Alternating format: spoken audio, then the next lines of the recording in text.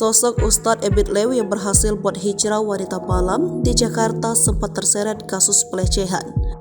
Nama Ustadz Ebit Lew belakangan jadi sorotan. Pendakwa asal Malaysia itu berdakwa dari bukan di tempat biasa. Seperti saat berkunjung ke Jakarta, Ustadz Ebit Lew ceramahi wanita berpakaian mini dan hasilnya bikin haru. Lantas, siapakah sosok Ebit Lew tersebut yang kerap kali viral berkat aksi dakwanya di Malaysia? Ia mempunyai nama lengkap Ebit Irawan bin Ibrahim Lew. Nama lahir Ebit Lew adalah Lew Yun Pao, yang merupakan pendakwa keturunan Tionghoa.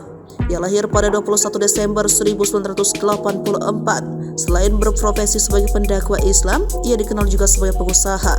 Ia juga dikenal sebagai seminar motivasi kekeluargaan miliknya, keluarga sunnah, dan pemilik waralabah pasar swalayan Elop Smart. Sebelumnya, Ebit Lew di Malaysia sempat beberapa kali terseret kasus pelecehan seksual pada perempuan. Ia didakwa 11 tuduhan di Sabah pada tahun 2022.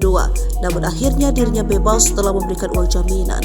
Ebit Lew mengaku dirinya tidak melakukan kesalahan itu dan menyebut bahwa tuduhan tersebut merupakan ujian dari Allah. Diketahui baru-baru ini Ebit Lew mendatangi beberapa wanita yang berdiri di lorong-lorong pinggir jalan. Video menunjukkan Ebit Lew mengajak beberapa wanita itu untuk mengikutinya.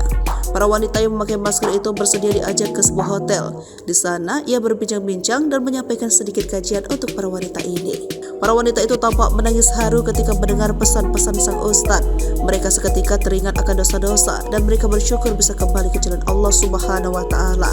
Dalam keterangan unggahannya, sang ustadz menjelaskan bahwa para wanita itu memiliki latar belakang kehidupan berbeda. Keadaan yang sulit membuat mereka mau tidak mau memilih jalan tersebut. Usai menasihati mereka, Ustadz Ebit Lew kemudian mengajak para wanita malam itu untuk memakai hijab dan baju yang pantas.